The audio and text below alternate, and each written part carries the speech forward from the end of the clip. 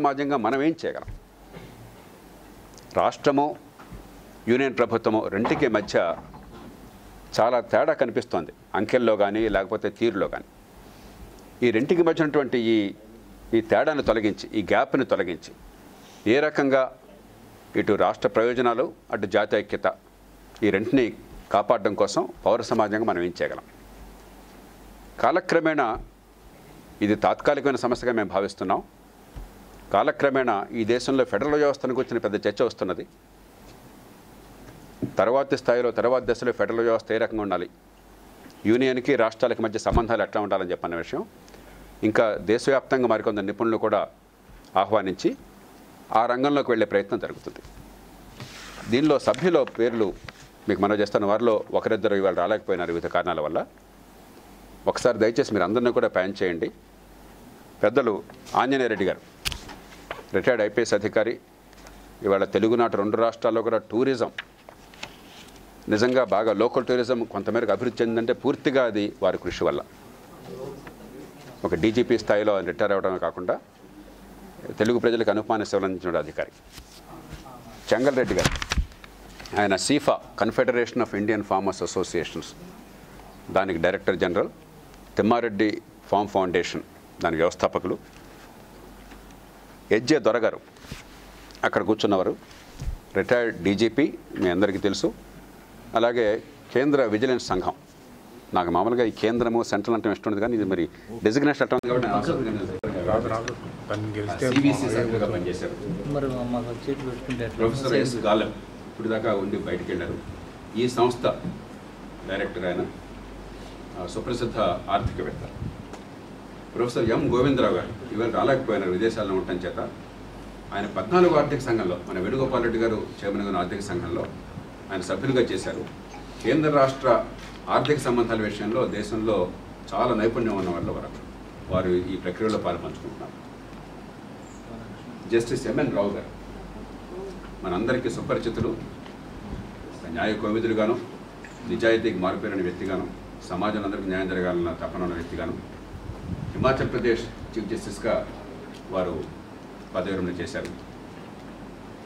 ప్రత్యేకంగా ఈ సమావేశం కోసం ఢిల్లీ నుంచి వచ్చి దీనిలో పాల్గొన్నారు. జస్టిస్ పర్వతరావు గారు మరొక సుప్రసిద్ధ హైకోర్టు న్యాయమూర్తి గారు, నిజాయితీకి నిబద్ధతకి మారిపోయినటువంటి వ్యక్తి, మనసులో ఉన్న కొండ బదులు కొట్టేట్టుగా చెప్పేటువంటి వ్యక్తి అయిన పర్వతరావు గారు. మరి వయోభారాన్ని కూడా పక్కన పెట్టి, బహుశా ఇప్పుడున్న వారందరిలో కూడా వయసు రీత్యా ఎల్డెస్ట్ పీపుల్ పర్వతరావు గారు చేసేసారు. వారు దీంతో ఏదో రకంగా సమస్య పరిష్కారంలో భాగమవుతామని చెప్పి అనుకుంటున్నారు. ప్రత్యేకంగా వారికి ధన్యవాదాలు. కాకి మాధవరావు గారు ప్రధాన కార్యదర్శిగా చేశారు. రాష్ట్ర ఎన్నికల సంఘం కమిషనర్గా రాజ్యాంగబద్ధమైన పదవి పోషించారు. స్థానిక ప్రభుత్వ ఎన్నికల విషయంలో పౌర సమాజంలో కీలకమైన పాత్ర అప్పుడు ఇప్పుడు వహిస్తున్నారు. కె పద్మనాభయ్య గారు మన జాతీయ స్థాయిలో మహారాష్ట్ర కాడర్ ఐఏఎస్ అధికారిగా పనిచేసి జాతీయ స్థాయిలో యూనియన్ హోమ్ సెక్రటరీ, అంటే ఈ రాష్ట్ర విభజన ఈ పాపాలన్నీ కూడా ఈ హోంశాఖ చూస్తుంది. జాతీయ స్థాయిలో వారు చేయలేదు కానీ పూర్తిగా అనుభవం ఉంది. కేంద్ర రాష్ట్ర సంబంధాలు ఎట్లా ఉంటాయి, ఏం జరుగుతుంది, ఎలాగా రాజ్యాంగబద్ధంగా ఏమిటి, చట్టబద్ధంగా ఏమిటి, మిగతా పరిపాలనా పరంగా ఏమిటి. అలాగే కొంతగా ఒక నెల క్రితం ఏర్పడినటువంటి పౌర సమాజ బృందం ఫ్యాక్ట్ ఫైండింగ్ కమిటీ అనేది, దానికి ప్రధానంగా వారే చొరవ తీసుకుని వివరాలన్నీ సేకరించి ఆ నివేదిక రూపొందించడంలో కీలక పాత్ర వహించినటువంటి వారు. ఆ నివేదికని మరింత ముందుకు తీసుకెళ్లే ప్రయత్నాన్ని ప్రవేశించారు. ప్రొఫెసర్ రాధాకృష్ణ గారు గతంలో ఈ సెస్ డైరెక్టర్గా చేశారు. జాతీయ స్థాయిలో ఎన్నో రకాలైనటువంటి నిపుణుల కమిటీకి అధ్యక్షులుగా చేశారు. ఇప్పుడు ఈ సెస్కి చైర్మన్గా ఉన్నారు, centre for economic and social స్టడీస్కి ఆయన చైర్మన్గా ఉన్నారు. ఇప్పుడు పార్టిసిపేట్ చేసి ఇప్పుడే వారు వేరే కార్యక్రమంలో బయటికి వెళ్ళారు. సి రాఘవాచారి గారు సుప్రసిద్ధ పాత్రికేయులు గతంలో విశాలాంధ్ర డైరెక్టర్గా పనిచేశారు. అనారోగ్యం కారణంగా రాలేకపోయినారు, విజయవాడ వెళ్ళారు. ఇక్కడ దగ్గర ఊళ్ళో రాఘవాచారి గారు. సుజాతారావు గారు మన రాష్ట్రానికి చెందిన ఐఏఎస్ అధికారి. మన ఉమ్మడి రాష్ట్రాలు, ఇప్పుడు ఏ రాష్ట్రం చెప్పాలి, తెలుగు రాష్ట్రాలకు చెందిన ఐఏఎస్ అధికారి. కేంద్రంలో చాలా పదవులతో పాటు చివరిగా వారు నిర్వహించిన పదవి జాతీయ స్థాయిలో ఆరోగ్య శాఖ కార్యదర్శి. ఆరోగ్య రంగంలో అప్పటికిప్పటికీ ఆరోగ్య రంగం కానీ లేకపోతే సంక్షేమ రంగంలో కానీ వారు చేస్తున్న పనులు చాలా అనుమానం. కేఆర్ వేణుగోపాల్ గతంలో ప్రధానమంత్రి కార్యదర్శిగా పనిచేశారు, మన రాష్ట్రానికి చెందిన ఐఏఎస్ అధికారి. ఇవాళ రాలేకపోయినారు, నాకు ఇందాకే కబుర్ చేశారు. వారు కూడా ఈ ప్రక్రియలో పాల్పంచుకుంటున్నారు. దీని ఉద్దేశం నేను ఇందాక చెప్పాను. ఈవేళ చాలా లోతైన చర్చ నిజాయితీగా జరిగింది, పక్షపాతాలకు అతీతంగా, నైపుణ్యంతో కూడి. 3 రకాలైనటువంటి అంశాలు ఉన్నాయి దీనిలో. ఒకటేమో చట్టబద్ధంగా ఏ రకమైన సంశయానికి తావు లేకుండా అమలు కావాల్సి ఉన్నాయి. దానిలో కొంచెం అంకెల విషయంలో తేడాలు తీర్చుకోవడం తప్పితే ఇది జరగాలన్నా వద్దా అన్న దానిలో సంశయానికి తావులేదు. ఉదాహరణకి రాష్ట్ర రెవెన్యూ డెఫిసిట్ లేదా రాష్ట్ర రిసోర్స్ గ్యాప్ని కేంద్రం భర్తీ చేస్తుంది, నిర్నిబద్ధమైనటువంటి హామీ. అది చట్టం కానీ ప్రధానమంత్రి ప్రకటన కానీ 2 కలిపి చూడాలి. అట్లాగే ఎన్నో రంగాల్లో వెనుకబడ్డ ప్రాంతాలకి మేము నిర్దిష్టంగా సాయం చేస్తాం, చట్టంలో పెట్టారు, దాన్ని ప్రధానమంత్రి ప్రకటనలో మళ్ళీ దాన్ని యాంప్లిఫై చేశారు ముందెలకని తరహాలో. ఇట్లాగా ఆ రకమైన హామీలు దానిలో అంకెల తేడా చూడటము, ఆ పద్ధతిని లాజిస్టిక్స్ని మనం చూడటం. 2 అభివృద్ధి పథకాలు, కొన్ని సంస్థల ఏర్పాటు కానీ అభివృద్ధి పథకాలు కానీ అవి చేయడంలో అందరికి అంగీకారం ఉంది కానీ జాప్యం. ఉదాహరణకి 11 సంస్థలు, జాతీయ స్థాయి సంస్థలు, నేషనల్ ఇన్స్టిట్యూషన్స్ నేషనల్ ఇంపార్టెన్స్ ఏర్పాటు చేస్తామని చెప్పి అన్నారు. కొన్ని ఏదో జరుగుతుంది కానీ చాలా నెమ్మదిగా మందకొడిగా జరుగుతుంది. అలాగే మౌలిక సదుపాయాల కల్పన రకరకాలవి అమల్లో ఉన్నాయి, కానీ కొన్ని వేగంగా జరుగుతాయి, కొన్ని నెమ్మదిగా జరుగుతున్నాయి. 3వది ఇంటర్ప్రిటేషన్లో చాలా సందిగ్ధతకు అవకాశం ఉన్న అంశాలు. ఎందుకంటే చట్టంలో స్పష్టంగా లేకుండా ప్రధానమంత్రి గారి ప్రకటన, ఉదాహరణకు ప్రత్యేక ప్రతిపత్తి అంటే మనందరి ఉద్దేశం పన్నులు రాయితీలు వగేరా. దాని విషయంలో ఇవాళ దేశవ్యాప్తంగా కూడా ఇది కేవలం మన సమస్యగా దేశవ్యాప్త సమస్య అయింది. దానిలో విభిన్న అభిప్రాయాలు ఉన్నాయి. ఆ తర్వాత చాలా జరిగినాయి. అక్కడ ఎంతో కొంత ఇచ్చిపుచ్చుకున్న ధరలతో పరిష్కారాన్ని అన్వేషించాలి. కాబట్టి 3 రకాల స్థూలంగా విధిద్దాం. ఇక్కడ ఈ నిపుణుల బృందం వీరందరి పెద్దలందరి వారి అనుభవంతోనూ వారి పరిజ్ఞానంతోనూ వారికి ఉన్నటువంటి విశ్వసనీయతతోనూ చేసే ప్రయత్నం ఏంటంటే వీలున్నంత మేరకు వీటిని డీకన్స్ట్రక్ట్ చేయటం అంటాం ఇంగ్లీష్లో. వీలున్నంత మేరకు వాటిని ఊరికే ఉడుంపట్టుగా కాకుండా ఈ పరిష్కారం ఏ రకంగా సాధ్యమో 100 ఉంటే 100లో 90 పరిష్కారం సాధ్యత, 90 మంది పరిష్కారం. ఆ 10 పరిష్కారం కష్టమైతే అప్పుడు చూద్దాం. అప్పుడు న్యాయపరంగా అవుతాయా లేకపోతే రాజకీయంగా అవుతాయా మరో రకంగా అవుతాయా అప్పుడు చూద్దాం. వీరంటిని ఒకసారి కలిపి చూడక్కర్లేదు, ఎట్లా చేయక్కర్లేదు. ఆ ప్రయత్నం జరుగుతుంది. ఈవేళ ఇంతకుముందే చేసిన ప్రక్రియ కొనసాగింపుగా నిర్దిష్టమైన అంశాల్లో మరింత స్పష్టత వచ్చింది. దాంతోపాటు ప్రత్యేక ప్రతిపత్తి అన్నది ఆ పేరుతో వచ్చిన రాకపోయినా కూడా దానికి సమానమైనటువంటి సాయం కనుక రాష్ట్రానికి అందాలంటే ఆ విషయం కేంద్రం రాష్ట్రం ఇద్దరు ఒప్పుకుంటున్నారు. దాన్ని క్వాంటిఫై చేయాలి. దాన్ని ఈ సెస్ సంస్థ చెందినటువంటి డైరెక్టర్ గారు ప్రొఫెసర్ తాలెబ్ గారు చాలా అనుభవం ఉన్నటువంటి ఆర్థికవేత్త, జాతీయ స్థాయిలో కూడా ఎన్నో రంగాల్లో పనిచేస్తున్నటువంటి అనుభవం పెద్దలు రాధాకృష్ణ గారు వారిద్దరిని కోరాం. వారు ఆ ప్రయత్నం చేస్తామని చెప్పన్నారు. నిపుణులు కొంతమందిని కూర్చోబెట్టి వారు గుర్తించి వారితో దాన్ని క్వాంటిఫై చేసే ప్రయత్నం చేస్తామన్నారు. అట్లాగే కొన్ని చట్టపరమైనటువంటి విషయాల్లో కొంచెం కాంప్లెక్స్ ట్యాక్స్ మ్యాటర్స్ ఉన్నాయి. ఆ ట్యాక్స్ మ్యాటర్స్లో ఆంధ్రప్రదేశ్ వాదన ఏంటంటే మేము నష్టపోయాము ఆ చట్టంలో ఇచ్చిన పదజాలం ప్రకారం అని చెప్పని. అది కొంచెం ట్యాక్స్ రంగంలోనూ న్యాయ రంగంలోనూ నిపుణులు మాత్రమే నిర్ణయం చేయగలరు. ఎందుకంటే ఉదాహరణకు నాకు దానిలో పెద్ద నైపుణ్యం లేదు, దూరం నుంచి అర్థం చేసుకోవడానికి ప్రయత్నం చేయడమే తప్ప ఆ నిపుణులతో వచ్చి కొంత ప్రయత్నించాలి. ఆ ప్రయత్నం కూడా జరుగుతుంది. మేము ఆంధ్రప్రదేశ్ ప్రజల్ని అన్ని పార్టీల్లో కోరేది ఏమిటంటే రాష్ట్ర ప్రయోజనాలు దేశ ఐక్యత రెండు కూడా 2 కళ్ళు మనకి విడివిడిగా చూడకూడదు. ఎన్నికల వేడి వస్తున్నది కాబట్టి చిన్న విషయాన్ని పెద్ద చేసే ప్రయత్నం అన్ని పక్కల నుంచి జరగచ్చు. ఆంధ్రులకి 2 అపప్రథలు ఉన్నాయి. ఆరంభసూరు అని ఒకటి ఉన్నది, ఆవేశపరులు అని 2 ఉన్నది. ఇక్కడ కావాల్సిన ఆరంభస్వరత్వము కాదు, అధికమైన ఆవేశము కాదు. చాలా నింపాదిగా దూరదృష్టితో లోతుగా ఆలోచన చేయటము, మన ప్రయోజనాలను విడుపుగా సాధించటము, అదే సమయంలో దేశ ఐక్యతను మనం కాపాడటం. కాబట్టిన కుందేటికి 3 కాళ్ళు అని చెప్పిన ఎవరన్నా కూడా ఇది ధర్మం కాదు. ఇప్పటిదాకా జరిగిన ప్రక్రియలో ఇవాళ నిపుణుల బృందం గుర్తించింది ఏమిటంటే ఖచ్చితంగా జాతీయ స్థాయి నుంచి చట్టస్ఫూర్తి లేక చట్టంలో ఉన్న పదజాలం ప్రకారం వేగిరంగా వాటిని అమలు చేయాలన్నటువంటి తపన కనిపించదు. దానిలో ఏ రకమైన సందేహానికి ఆస్కారం లేదు.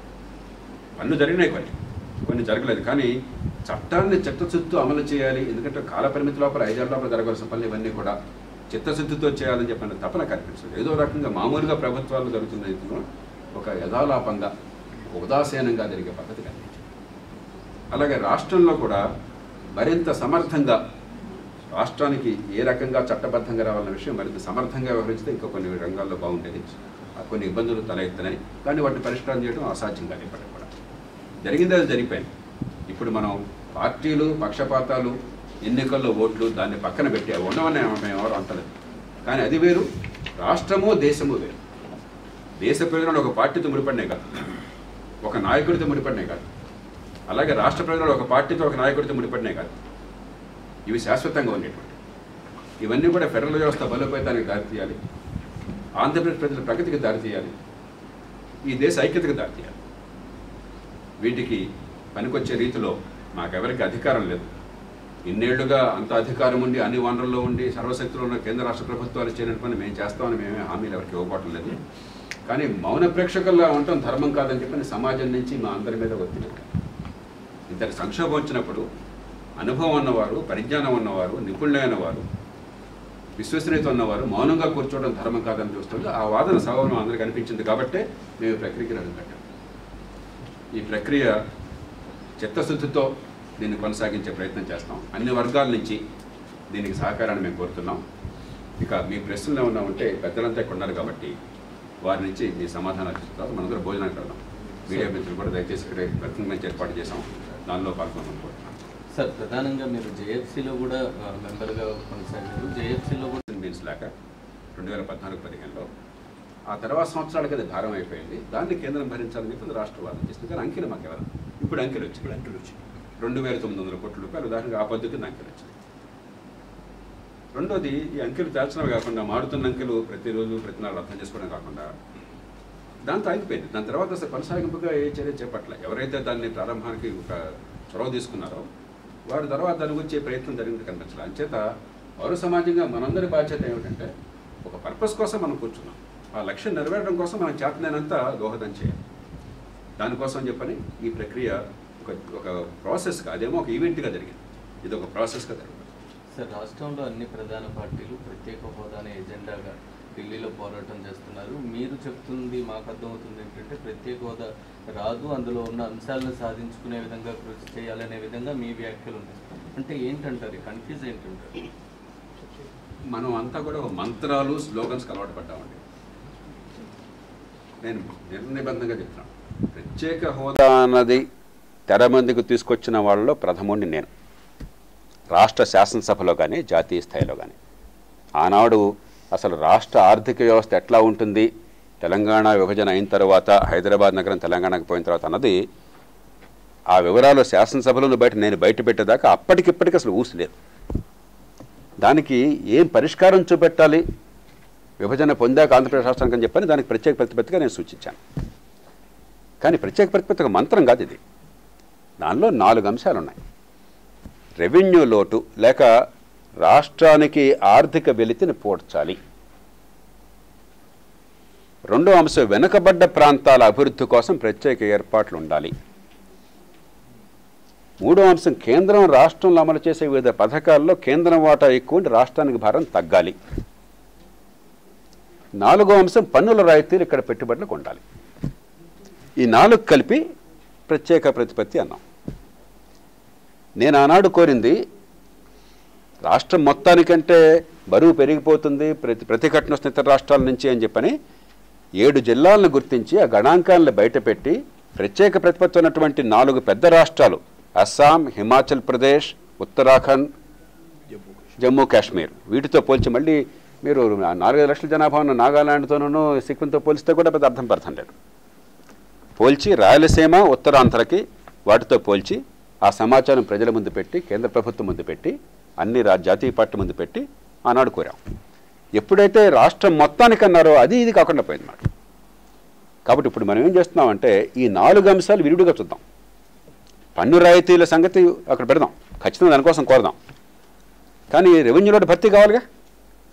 ఆర్థిక సంఘం అంగీకరించింది 15 నుంచి 20 దాకా, కానీ 14-15 విషయంలో సందిగ్ధత ఉంది. దానికి అది ప్రత్యేక ప్రతిపత్తిలో భాగం. అది వెనకబడ్డ ప్రాంతాల కోసం అంగీకరించారు, బుందేల్ఖండ్ అన్నారు. కానీ డబ్బు రావట్లా. ఏడాదికి జిల్లాకి 50 కోట్లు ఇస్తున్నారు. వాళ్ళకి 16,000 కోట్ల పైచలకు వచ్చింది. ఇవాళ లెక్కలేస్తే అదే 33,000 కోట్లు అవుతుంది. మేము లెక్కేసాం. ఆనాడు డబ్బుని ఇవాళ లెక్కేస్తే రాష్ట్ర ప్రభుత్వం 24,350 కోట్ల రూపాయలు కోరింది. మనకు వచ్చింది 1,050 కోట్ల రూపాయలు. ప్రత్యేక ప్రతిపత్తుల భాగం ఇది. అలాగే మూడోది, కేంద్రం కనుక ఈ పథకాల్లో 90% వాటా తీసుకుంటే 16,447 కోట్ల రూపాయలు మనకు వస్తుందని అంచనా వేశారు. ఆ డబ్బు రావాలి. ప్రత్యేక ప్రతిపత్తుల భాగం ఇది. ఇక నాలుగోది పన్నుల రాయితీలు. పన్నుల రాయితీలు అన్నిటికంటే జట్లమైంది. ఎందుకంటే మిగతా ఈ 3 అంశాల్లో కేంద్రము రాష్ట్రం తప్ప వేరే పార్టీలు ఎవరు లేరు. తమిళనాడు దీనిలో పార్టీ కాదు, తెలంగాణ దీనిలో పార్టీ కాదు, కర్ణాటక దీనిలో పార్టీ కాదు, ఒరిస్సా కాదు, బీహార్ కాదు. అదే రాష్ట్రానికి కేంద్రానికి మధ్య ఉన్న సంబంధాలు. కానీ పన్నుల రాయితీలు అనగానే ఇతర రాష్ట్రాలందరికీ కూడా ఇది జీరో సమ్ గేమ్. ఇది కాంపిటేటివ్ ఫెడరలిజం ఉంది. కోఆపరేటివ్ ఫెడరలిజం అనే పదజాలం వాడుతున్నా కూడా. కాబట్టి అక్కడ ఏ మేరకు సాధ్యమో కూర్చుని చూద్దాం. అలా కాకుండా తాబట్టిన కుందేటికి 3 కాళ్ళు చెప్పి మంత్రం మీరు పెట్టేసి ఆ మంత్రం వద్దని వాళ్ళనేసి అసలు రావాల్సిన పోతున్నాయి. కాబట్టి ప్రత్యేక ప్రతిపత్తి అంటే 4 నిర్దిష్టంగా మీ ముందు పెడుతున్నాను. రెవెన్యూ లోటు భర్తీ కావాలి. దానిలో 2014-15 విషయంలో వివాదం ఉంది, వివాదం పరిష్కారం కావాలి. నిర్దిష్టమైన అంకెలు గతంలో ఫ్యాక్ట్ ఫైండింగ్ కమిటీ కానీ అంతకంటే ముందుకెళ్ళి ఈవేళ కానీ దానిలోకి వస్తున్నాం. దానికి ఒక గ్రౌండ్ ప్రిపేర్ చేస్తున్నాం. అవసరమైతే లీగల్గా ఫైట్ చేయడానికి కూడా అవకాశం ఉండేది. అట్లాగే వెనకబడ్డ ప్రాంతాలు కానీ, అలాగే కేంద్ర ప్రతిపాదిత పథకాల అమలు కానీ, ఎక్స్టర్నల్ ప్రాజెక్ట్స్ దానిలో భాగంగా చేస్తున్నారు. నాలుగోది ఈ అంశం. కాబట్టి దీన్ని బ్రేకప్ చేద్దాం. అంతేగాని ఏదో పెళ్లి మంత్రాల్లాగా మా అమ్మ అనమంటే మా అమ్మ అని అన్నదేంటో మనకు తెలియదు, విన్నాడు తెలియదు, అన్నాడు తెలియదు. అలా చేస్తే ఎట్లాగా? అందుకే చెప్పేది ఆవేశం కాకుండా నింపాదిగా ఆలోచనతో మన ప్రజలకు ఏం జరగాలి, మనకేం లాభం ఎట్లా రావాలి. నినాదాల మాటను దాగుని ఏమీ జరగకుండా రాజకీయంగా ఓట్లు లాక్కోవడం కోసం ప్రయత్నం చేయాలా, చిత్తశుద్ధితో ఏమేం కావాలో వాటిని సాధించుకునేందుకు ఏర్పాట్లు జరగాల. అది సమాజం తేల్చుకోవాలి.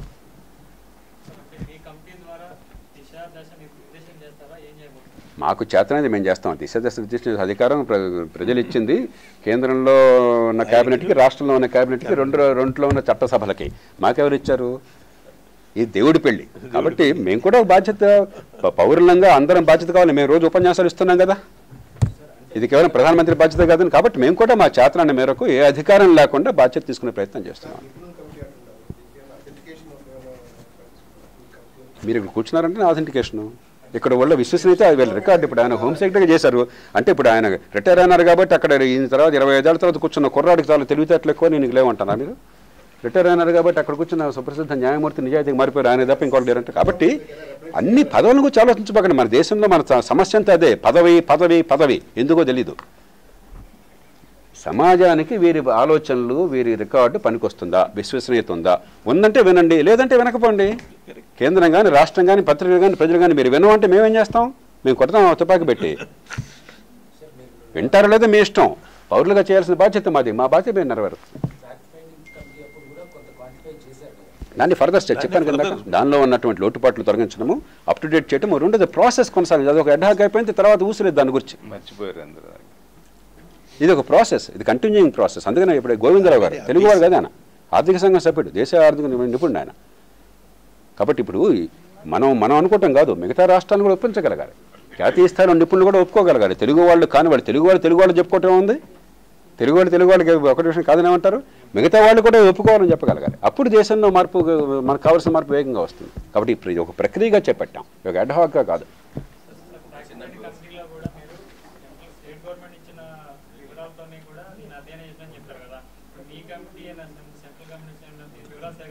దాని కంటిన్యూషన్ అండి. ఇది కంటిన్యూషన్ ఖచ్చితంగా వారితో కూడా కూర్చుంటాము.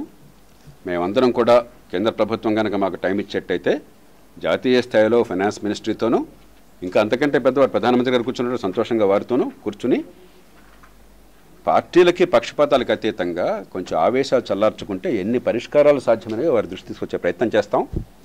ఇక్కడ విశ్వసనీయత ఉన్న పెద్దలంతా ఉన్నారు. ఇక్కడ అందరం కూడా దేశ ఐక్యత కోసం ఉన్నామన్న సంగతి అక్కడ ఉన్న వాళ్ళకి తెలుసు, రాష్ట్ర ప్రజల ప్రయోజనాల కోసం ఉన్నామని తెలుసు. రెంటిని సమానం చేయడం సాధ్యమని నమ్ముతున్నాము. కాబట్టి మేమంతా ఆశావాదులం కాబట్టి వాస్తవాల ఆధారంగా హేతుబద్ధమైన వాదన నెగ్గుతుందన్న విశ్వాసం మాకు. అరే 4 ఏళ్ల పాటు ప్రభుత్వాలకి మీరు ఓట్లు ఇచ్చి, మద్దతు ఇచ్చి, పన్నులు కట్టి వాడు పని చేయకపోతే 4 నిమిషాలు కూర్చోలేదు మమ్మల్ని అడిగితే ఎట్లాగా? చేతనైనంత వేగంగా చేస్తాం.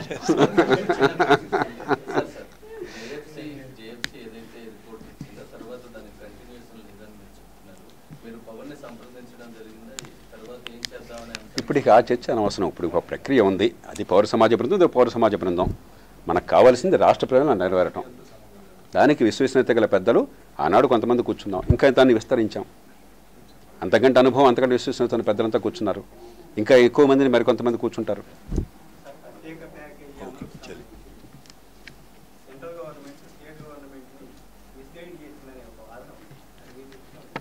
ఇక ఇప్పుడు తప్పులు అనటం ఉపయోగం లేదు. ఇప్పుడు ఏమంటున్నాం మనం, దేశ ఐక్యత, రాష్ట్ర ప్రయోజనాలు. ఇక నువ్వు తప్పు చేసావు అని చెప్పంటే మనకు అది సాధ్యమవుతుందా? నేను ఎందుకంటే డీకన్స్ట్రక్ట్ చేస్తున్నాం. ప్రత్యేక ప్రతిపత్తులు 4 అంశాలు ఉన్నాయి, చాలా స్పష్టంగా చెప్తున్నాను. ఎందుకంటే ఇప్పుడు ప్రత్యేక ప్రతిపత్తి అంటే ఎవరికి అర్థమైందా? మీరు చెప్పండి. ఈ మంత్రం తప్ప ఏమైనా అర్థమైందా? మేము నిర్దిష్ట 1, 2, 3, 4 నంబర్స్తో సహా చెప్తున్నాం. దీన్ని ఏ మేరకు కొన్ని ఖచ్చితంగా జరగాలి, దానిలో అసలు వ్యవధానం తావులేదు.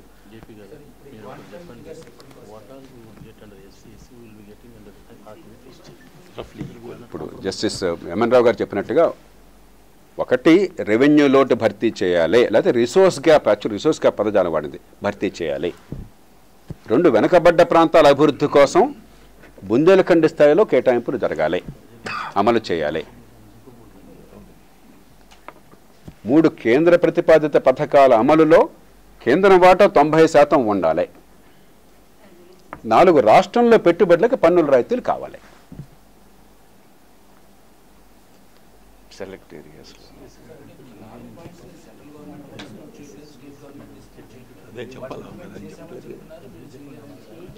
అదేగా. ఇప్పుడు ఉదాహరణకి అది చేసామో చేయలేదని ఎవరు అంటే కాదు కదా, ఊరికే ఎవరి మాట వారు చెప్పడం కాదు కదా.